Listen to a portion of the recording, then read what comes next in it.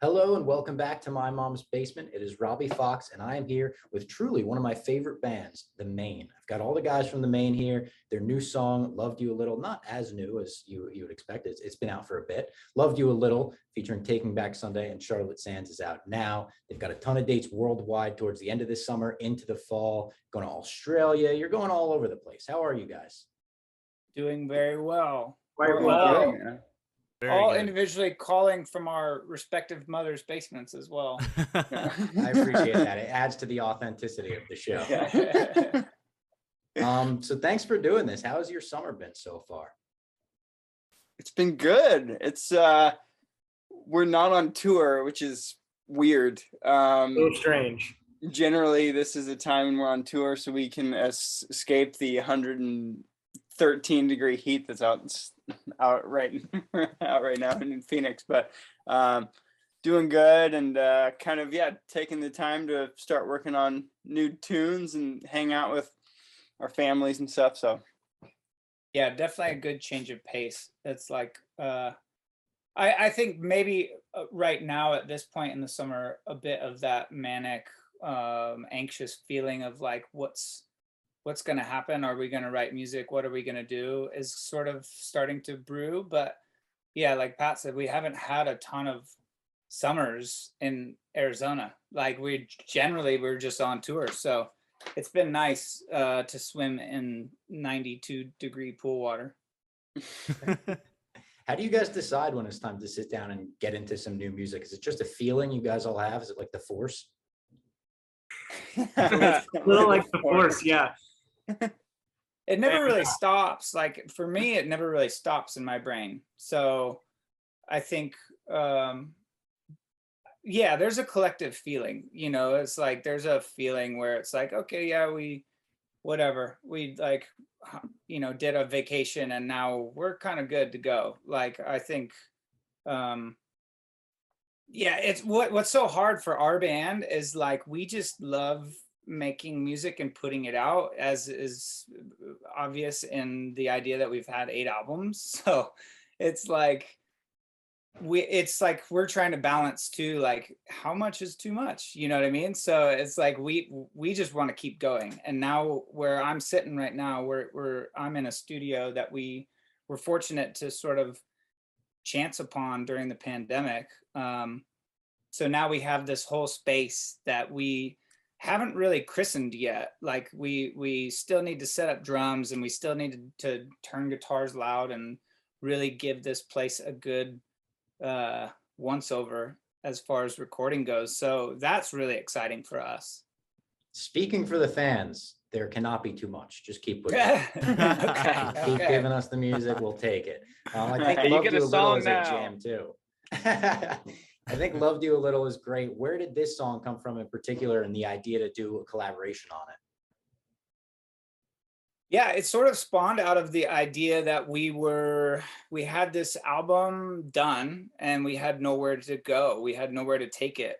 The pandemic hit and we all were forced to kind of sit on our hands. So we had the idea of doing the song, and Pat had the idea of like, what if we wrote like this kind of hook for a female vocal and then had the energy from like a Taking Back Sunday sort of style song. So for the first time kind of in ever, we sort of tried to channel bits of different artists. And TBS was like the first person, Adam from TBS was the first person we reached out to after we wrote the song.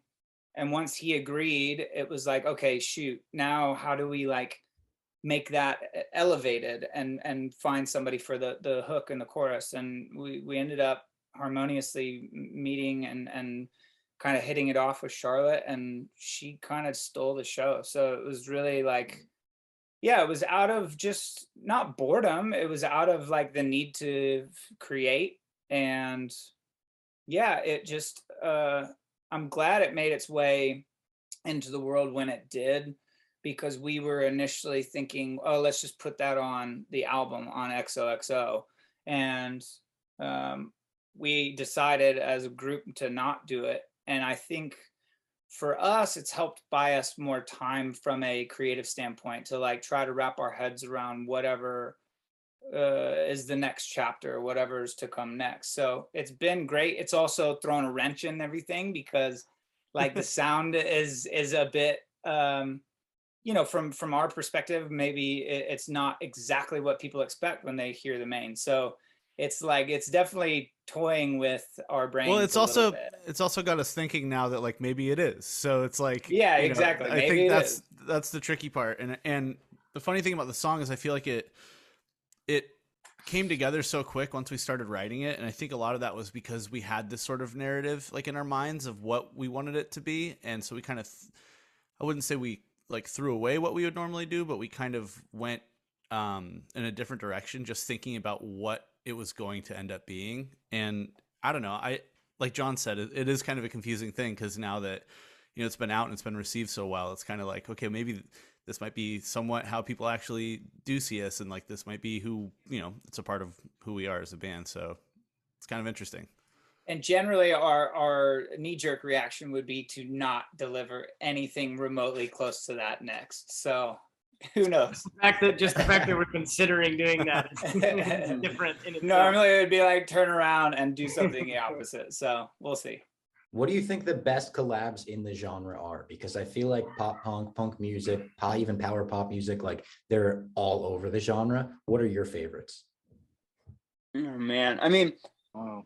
I feel like it's something that didn't happen very often for a long time. You know, like when we came out in 2008, it's like you didn't really like have people on your albums, you know. But I remember like growing up, like the early November had Kenny from the Starting Line on Fluxy on the Room's Too Cold, and like that was like mind-blowing to me and like so cool. And I think like things like that were like the like inspiration behind this. It's like, oh, you know, let's do that. And the fact that now like people can just record themselves in their room, it's like you don't have to bring everybody in. Like, you know, back in the day when people were doing that, they would have to bring all the artists into the same like room to do it. It's just like logistically it was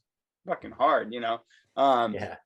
So that one for me is like, I think in this kind of like world back then was a big like inspiration.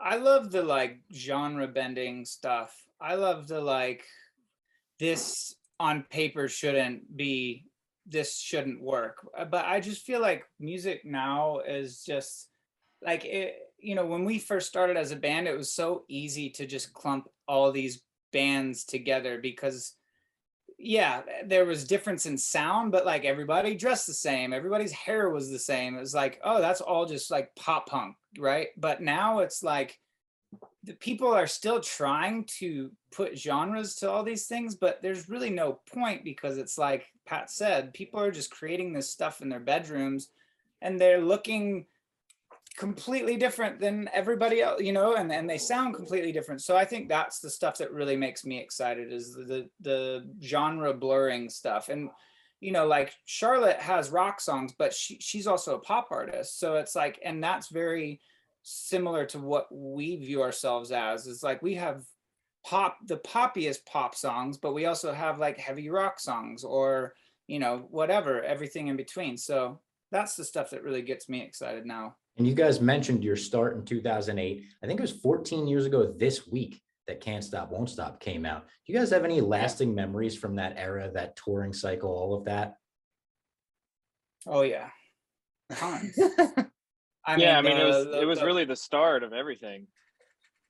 Yeah, the first tour, like the big tour that we did was with Good Charlotte, Boys Like Girls, and Metro Station.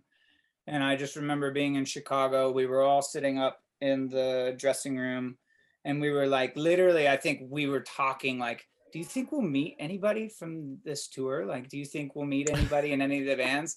And then Benji and Joel came in from Good Charlotte and they sat down and we were all like, you could tell. I mean, they could tell. They were smoking cigarettes. Yeah, They were we- smoking cigarettes inside our I dressing room, remember. and we I were was just like, like, and whoa, these guys are hanging out with us. a couple of us smoked at the time too, and this was like one of our first big tours, and we were like, you can smoke in here? We're like, oh yeah, cool, man. You weren't allowed to. I think Yeah, we got you in were. trouble. I think they got They were mad. just superseding. But it. yeah, I mean, it was just like those moments where you meet people that you've looked up to and you've listened to your entire youth, and then you find out that they're great people. Those are the moments that always stick, because those are the reminders that, you know, it's really important to try to be a great person, you know, and to try to do things the right way. So I mean, that record was a blast. We moved into an apartment together. I mean, it was the shittiest apartment. It was like, but we were, I don't know, over the moon about it. You know, we were like, can anybody go to the convenience store and buy us beer? Nobody was 21. It was like, we don't have any parents here. We can eat pizza every night. It doesn't matter. You know, it was like, we're getting to record music. And I think that that's like something that is still not lost on us 14 years later, is the idea that we get to create music and to make music for a living, for our jobs. And that's something that, like, it feels like you've cracked some sort of code, or like, you know, lifted some sort of veil on the idea that, like, you found something that you love doing and you can create a job out of it. So I don't know, it's it's amazing. yeah, for some reason there's like one night in particular when I think of that album. So we did an album release party at the Knitting Factory in LA, and it was kind of the moment where it felt like, oh shit, like something's happening here. Like it was like everybody was there. Like Pete Wentz was there, like introducing a Rocket to the Moon for their first concert, which was opening up that show. And then all of a sudden walks in Paris Hilton and Nicole Richie and Ashley Simpson and all these people. And it was like, this is like our party. This is like our album release party. And there was like, why are these people here? It was just like, it was insane. And then we like were out like hanging out at the hotel all night afterwards and stuff, and it just felt like, oh shit, like this is kind of what you would imagine like being a band was like. And we haven't had, and it hasn't happened since. And then it just went downhill. Yeah. But it just, I think that's when it felt like, oh, like there's like momentum around whatever we're doing right now. And then kind of from that, you know, like moment on, we've kind of felt like we could do whatever we want, you know. That's crazy. The last person I would expect to be at that album release party is Paris Hilton, a pop punk queen. Unreal. Yeah. All right. And then skipping forward about 13 years, last year on my birthday, you put out XOXO. So thank you for the birthday gift. I appreciated that. Happy birthday. Love the album. Thank you. And what are your favorite memories from that tour? Because I saw you guys in Columbus on Sad Summer Fest in the torrential downpour, and you guys put on a hell of a show. So that was like really cool for me. What were your favorite memories? You know, that one's hard because it's like, again, like we had the record done, then the world stopped spinning and then we had nowhere to go. So it was like, from our perspective, it was a ton of pent up energy and like excitement, but also like a lot of nervous energy, because generally when we put out albums, you put it out and then you go on tour and you get a temperature for how people are feeling. And this one was like, well, we just have to believe some of the comments on Instagram until we can go out on, until we can go out on tour. So I think just the fact that like we put it out was a huge success in my mind. I would say 8123 Fest was probably the highlight, because that was a culmination of the entire cycle.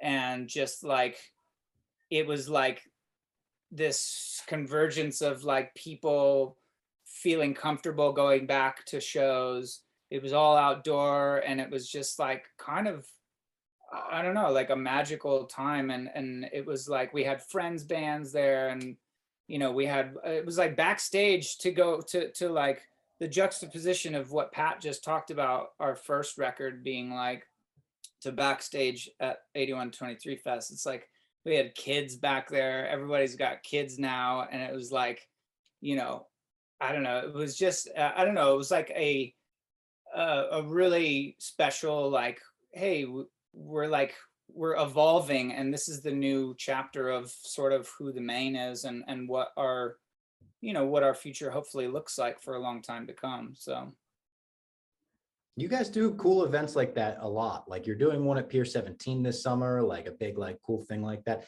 Is it stressful running a show and also performing on it and doing all of that? Do you have people that help do that stuff for you? Patrick, are you stressed out? Yeah, I mean, our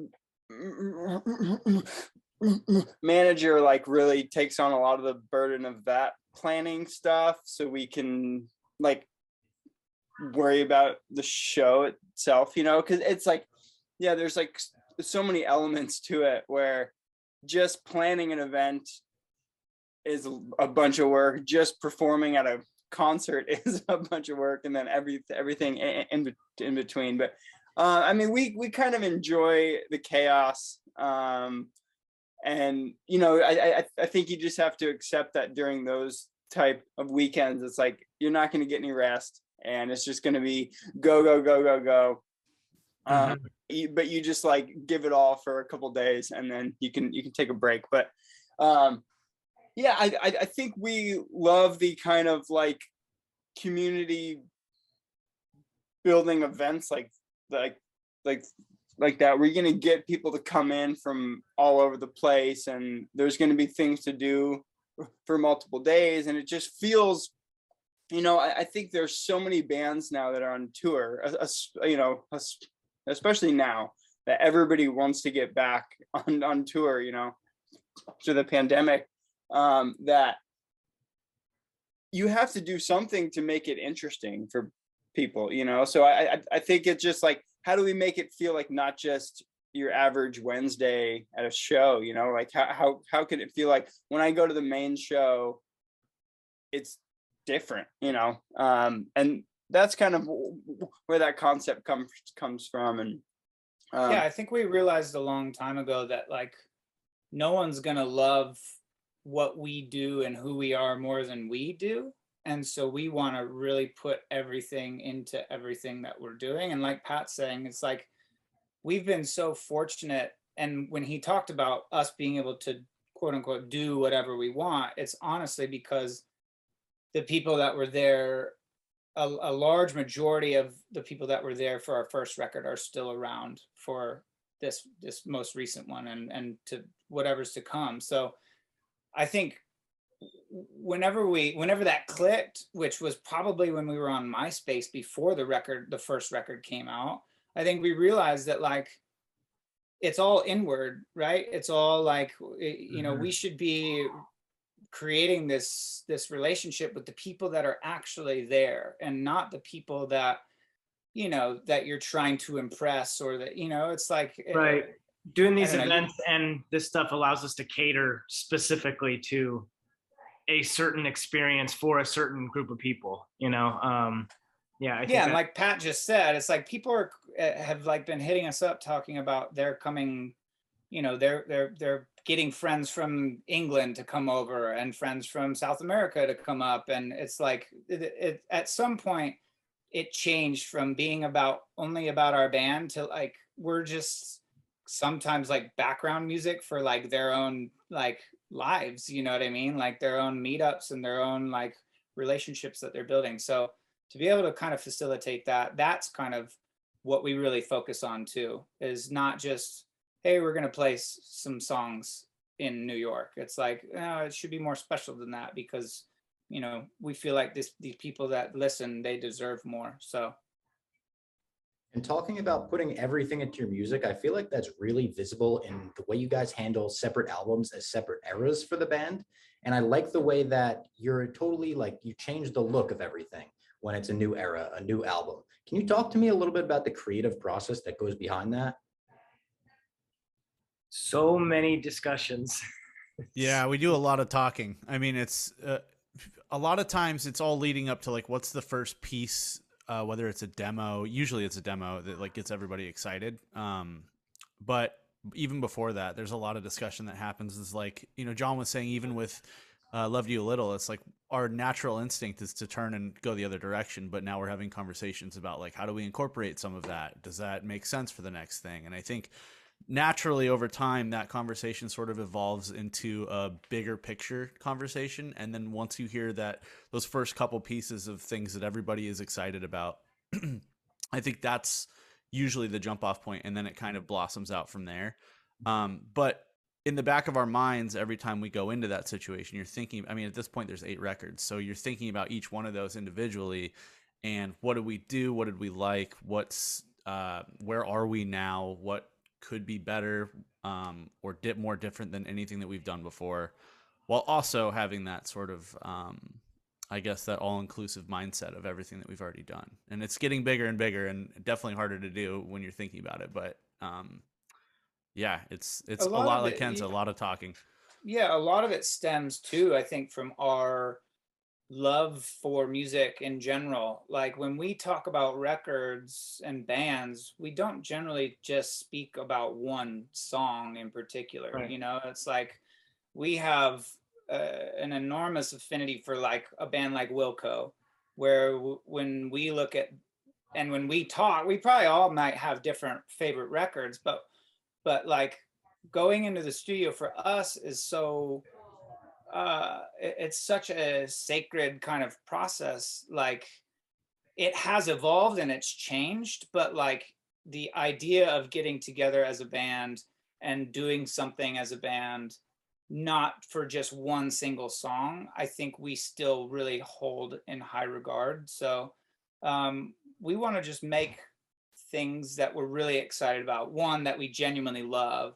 And then 2, we want to make those, like now 15 years in, it's like, oh shit, like we're creating sort of like chapters, you know, in like this longer drawn out story of who we are as a band. So yeah, I think we accidentally did it, you know, like stumbled into it, but I think it all derives from really being passionate about, you know, whatever, Damn the Torpedoes by Tom Petty, or like whatever it is, you know. So I think and I think as far as like the like eras go, and like signifying that with events or with the visual elements, you know, it's like I think we just get inspired by like whatever. Like I thought it was cool when Oasis did a free concert in a park, so let's do a free tour, and that's kind of our version of that. Or the Foo Fighters did a concert on a rooftop to introduce Pat like out of the band or whatever. And it's like, oh, it's like how can we kind of do modern versions of those kind of things that we thought were cool, like as they're happening, you know. Yeah, I think it's also just like keep learning, you know, finding stuff that you love. And it's not like just like, oh cool, we've done that and now we're good, I'll just keep making that record or whatever. Yeah, it's just we're always like there's always new music, always new influences that are coming in, and I think those like definitely crawl into what we're trying to do next. So one chapter I'd like to specifically ask about is the Lovely Little Lonely chapter, because I did an entire podcast on this show with Ryan Dawson breaking down that album track by track, just as fans. So from the creator standpoint, I would love to ask you guys what you remember about that era, what went into it. It is more of a darker album for you guys, I feel like. Yeah. I mean, the big discussion on that one was happy sad, right? I mean, that's when we really were like, we would talk about that phrase often, and just like I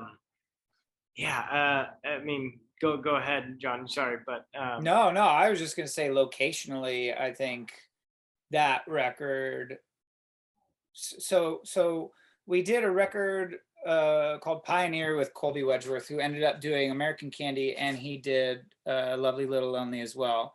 And we got to a point, we did Pioneer at a traditional studio in Texas. Then we did a record in Nashville with Brendan Benson. And for American Candy, we went to Joshua Tree, but the idea was we're not going to get a traditional studio. We're going to bring all of our recording equipment and we're going to rent an Airbnb to some sucker that's going to let us take over their house. So piggybacking off of American Candy, we decided to go the same route. We went with Colby again, but we decided to go on the coast in California. And like the house that we got was just, it couldn't have been more perfect for what we were going for. It had just such an energy about it, and it had just such like the most perfect part was where we set up the control room, which was essentially just a desk with a computer and a set of speakers. In a but living it looked room. out, yeah, in the living room, and it looked out over the ocean. So that was what we were looking at all the time. And during the days when it was sunny and when it was buzzing with birds chirping and bees buzzing, it was like, wow, this is really magical and happy. And then at night, for me, it kind of got a bit tense. It could be serene at the same time, but like during the process, my grandfather was dying. So I think I was associating a lot of like maybe more darker elements with that record. But yeah, I don't know. It was just like, I don't know. I've said it before, but I think the fact that we're still down to like drop everything for a month or longer of a period of time, and like just like kill ourselves over an album. I think that's like, I don't know. That's the special part of where we're still at. And I think that record specifically was like, Colby was on board. Lupe was with us filming the whole thing. It was just like really good.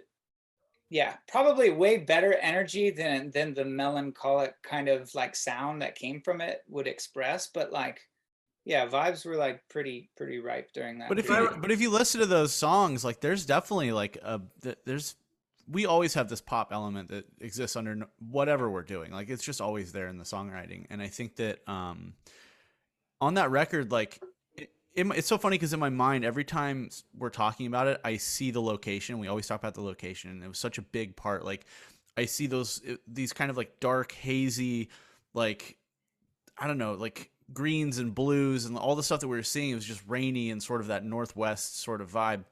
And I feel that like when I hear the songs, but that pop thing that we always have is still underneath it. And I think that was like Ken was even saying, like this happy, sad sort of like thing that was going on. It's like our natural direction was still happening of this sort of pop sensibility that we have, but we were just surrounded by this entire mood the whole time. And I think the duality of those two things is why in my mind, out of all the records that we've ever done, that one I just see as the most complete, like packaged feelings, like I guess emotions for me, just visually and I guess emotionally from that time. Like it all just, we didn't mean for that to happen. It just kind of all intertwined and just perfectly paired with the environment. Yeah. Correct me if I'm wrong, Pat, we had that album cover. We did the shoot and stuff for that before we went out there, right? Yeah. Like, so we kind of had this like vision of what it looked like already, even like and I feel like at least that like contributed a bit to the style. And I think an interesting thing, which back then, I mean, it isn't that long ago, but you know, we had our phones didn't work while we were there at the house, which was nice to like literally just the only thing we could do was work on music and then go and talk about it at night. Like to make a phone call, you had to drive like 2 miles from the house, which we really didn't do often. So to watch the World Series, that was tight. Yeah. But you know, it's like that's something that is very different from how people make albums now, where everyone's on their phone the entire time and you have all these like distraction stuff, and we didn't know that our phones weren't going to work when we booked Airbnb, but we got there, we're like, all right, well, we have no service, we're just fucking ripping. Oh dude, would spend like a half an hour every day, like plugging in the router and unplugging it and like trying to get shit to work. And then you'd just end up giving up eventually. And it ended up being a great thing because then you'd go outside and like maybe take a walk around this like amazing place that you're at and then really focus on the record. So if any of you guys ever need a pick me up, text Ryan and just be like, what do you think about that record? Because he'll go on. Just need an ego boost. Yeah. Yeah, exactly. So speaking of like the genre bending stuff, and you guys are one of those bands where, like you said, you have a poppy element, you have hard rock songs, you have pop punk songs, kind of all over the place. Do you sit down in the studio with like main songwriting inspirations, or does it change album to album, song to song? I think it changes every single song. Is like, I mean, the big thing to me nowadays is like, it's the balance of like playing a show and identifying which songs people tend to flock to, right? And then balancing that with like, what do I really want to say? What do we want to convey? And then getting surprised by things along the way. And that's kind of why we continue to push sound. Like, you know, for our band, it's like, why does a song like Another Night on Mars work so well live? And that would be like sort of a head scratcher for a lot of people. And instead of scratching our heads, we just recognize that maybe it works, and then it inspires us to maybe take it somewhere else. So I think like, yeah, it's a balance. Like on our second record, we got told so much that like by our label at the time that like we needed to be, because we had told them that we loved Tom Petty and the Heartbreakers, and then they took that like very literally and said, this is what you guys should be. And it was a really confusing time because we were writing songs that were maybe like, you know, some of the demos were like leaning more towards a song like Into Your Arms. And then, you know, like Don't Stop Now is like in this alt country space. And like, I don't know, it was just like a strange time. So I think all of these things that we've done have allowed us to be like, okay, that was a lot of fun. And I think right now specifically, I guess what I was saying is like the most fun things that we play in my perspective are the things that people really enjoy. So it's like, you know, how do we do that? I don't know. There's no science to it. There's no formula. If there was, we would have adhered to it a long time ago. I think it's just more about what we actually believe in and what is getting us excited. And we hope that by us being excited, other people will too. All that being said, references are a huge part of us being in the studio. Like, it's us just saying like, you know, I don't know, less than a week ago, we're talking about it on a group text, and it's like, what, you know, what's a reference that somebody hears, or what's something that, you know, if something strikes you as being similar to this other thing, well, what did they do to make that thing not just good but great? And how do we pull from that and hear what the idea is like initially, and then think about all the different avenues that you could take based on the things that you know and love. What's important, and for all five of us, that would be a different answer. Like, no matter what, it would always come from some sort of different place. We align on a lot of interests, but there's things that somebody might hear that nobody else would have ever thought of. And without references, you're kind of just left to wander without any sort of direction, which can be a good thing too. But I think something that really helps us corral an idea and really polish it is to look at awesome things that we all love. But I think what's funny is like a lot of those things, probably people would be like, that's not even, what are you talking about? Like, I remember on XO, there was a lot of like Tears for Fears, and Garrett was referencing a lot of U2 and stuff like that, where I don't necessarily know if it bleeds in. But I just pulled this up because I sent it to Garrett. It's actually kind of funny because he loves U2, but it's one of them memes, and it says, study finds no one ever actually liked U2. It's just that everyone thought everyone else did, and no one wanted to speak up and make it awkward. Listen, with all due Bullshit. respect to Bono and the Edge, that's how I feel to some degree. but like what's funny is Garrett is like a huge U2 guy, and I think it's important that we all bring something a little bit different to the table. And like Jared said, I think we eventually probably circle these things, but then it ends up hopefully sounding authentic to who the Maine is, whatever the hell that is at this point. I'm just curious. Do you guys all have like Spotify and your phones around? I want to know like who the last artist you each looked up on Spotify was, just based on this eclectic taste that the Maine has as a band. Let's see. Will this shut me off? Oh no. Red House Painters for me. I've got Okay. Gregory Alan Isakov. I've got mine's kind of an interesting story. I was just in France for a little bit, and I was at this little bar, and me and my fiance met this other couple that were like musicians, and they were in this band called the Wannadies. And so I was like, "Oh, look them up." Their top song has 46 million streams. Whoa. I thought it was going to be like a nothing thing. They're a Swedish band. Tour. The song is called that's "You and Me" crazy. song. Dude, it's a killer song. I was like shocked because we were sitting there having this full on like we're all like drinking wine and I'm not even thinking about it. And I looked him up. I was like, oh my God, you guys are awesome. And they're like middle aged, like they've been around. They took like a 19-year break. So I looked him up. Wow. I thought they were awesome. And I was listening to it on the way home. Yeah, it's called "You and Me" song. It's Great a pick. killer Sick. track. Have you guys ever heard of Peppa Pig? I guess it's like Oh, Yes. yeah. That's like a you and John thing, probably, right? yeah. Like Don't they do the baby shark thing? Yeah, yeah. Mine was Paul McCartney's Ram. Oh, nice.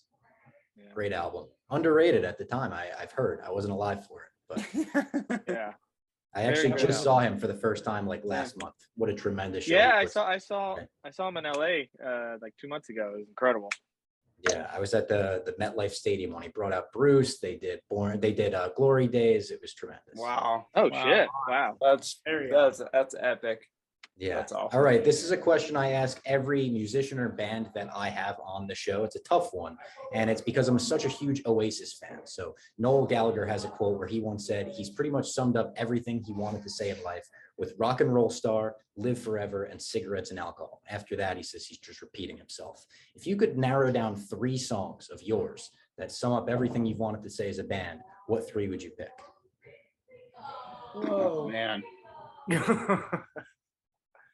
Okay. All right. Dude, we But- can't even pick like 20 songs for a set list at this point. Do we each pick or? Good, yeah. All right. Damn. Oh, I thought I could get out of this. my mind instantly goes to kind of what I think represents the community of the band. So I'm gonna go "We All Roll Along," "Another Night on Mars," and "Black Butterflies." Great songs. Another Night on Mars was on there for me. Maybe Identify. Gosh. It's a tough question. That's a very tough question. Yeah, gosh. I don't know. Come back. I like that, Ken. Yeah. Mars, Identify, and I'm How Do You Feel? ooh, okay. That's a good Okay. one. Yeah. I would maybe go Mars. I think Mars is probably consistent. And then maybe I'd go Don't Come Down. Oh God, dude, this is tough. And yeah, I don't know. Gosh. I'm gonna flip. I'm not gonna do Mars. I'm gonna do "Will All Be" because I feel like that was All right, for there us. we go. For us, that felt like the first. It was the first like departure from what we were doing on the first record, but it was on the first record. And it reminds me of Mars. Second, I would say "Black Butterflies," just because I don't know. That one's really fun to play live. He's I think only it- singles. He's singles only guy. I'm a Yeah, singles he's kind of just- guy. Yeah. That's why I picked. That's why I went with "Will All Be." Right? Just singles We only. each have something different. Yeah. Oh, I'm gonna go Am I Pretty? I'm throwing Am I Pretty in there. Ooh. Love that song, That's- especially live. alright. So good live, yeah. Oh, What was your dude. third, Jared? I don't know if I have a third, man. This is where it gets tough. Is like because I wanted to like bookend it but I don't have like a good. That's where I'm at. What about like an Unlost? Yeah. Mm. Well. Yeah. Well. Yeah. Jared, that's not a single. Jared doesn't like it. Yeah. Singles only. I liked the well, yeah. Well, yeah. I just What like it because about- he said a title and I could just pick it. So we'll go About with our Akon Unlost. cover. All good Akon picks. cover. Akon Finish off with cover. Akon. Oh, yeah. Actually, I'm a Def more of a covers Leppard guy. cover. Yeah, Poor Yeah, Sugar. I'm a covers guy. Akon, yeah. Genre bending stuff. Can we put this out there that our Def Leppard cover was the worst thing that we've ever done as a band, or no? Is that The I'm gonna- worst You thing guys feel that we've way? ever. It's I mean, down there. we literally played it for a whole Warped Tour, and people Yeah, loved it. and like people liked it? You know who That's liked what I'm it? saying. You know who liked it? Were the people. You know how they have like the parent daycare tent? Yeah. Those are the Yeah. people that loved it. and it was like, And and it was like guys doing this, and then that Yeah. came on, and they were like, "All right, sick, let's go." Yeah, that just Yeah, shows just that picture you know, parents flocking over when they hear a song they Yeah. recognize Yeah. at Warped. Yeah. Huh? Yeah. it really just shows we have no idea what the fuck we're doing. Not at all. Yeah. Well, I appreciate the time, guys. This was really cool for me. Everyone check out the Maine this summer. If you're in Australia, they're coming down under. They're coming to New York. They're going all over the place. Also a show in Arizona, right? Hometown show coming up. Yep. Yep. With Jimmy Eat World. Yeah. Yeah. Amazing. Oh, you know what? This is crazy. We have kind of a fake band at Barstool, Pup Punk. It's like a fake parody kind of band. And we're playing a festival with Jimmy Eat World. That's kind of my good Charlotte. Damn. moment. What? Are you Wow, fucking there kidding me? you go. Fuck Let's yeah. go. Yeah, That's- so I'm looking that's forward to dope. that. Yeah. Guys, yeah. thank you so much for the time. Really appreciate it. Thanks Awesome, very man. much. Thank you. Thank you.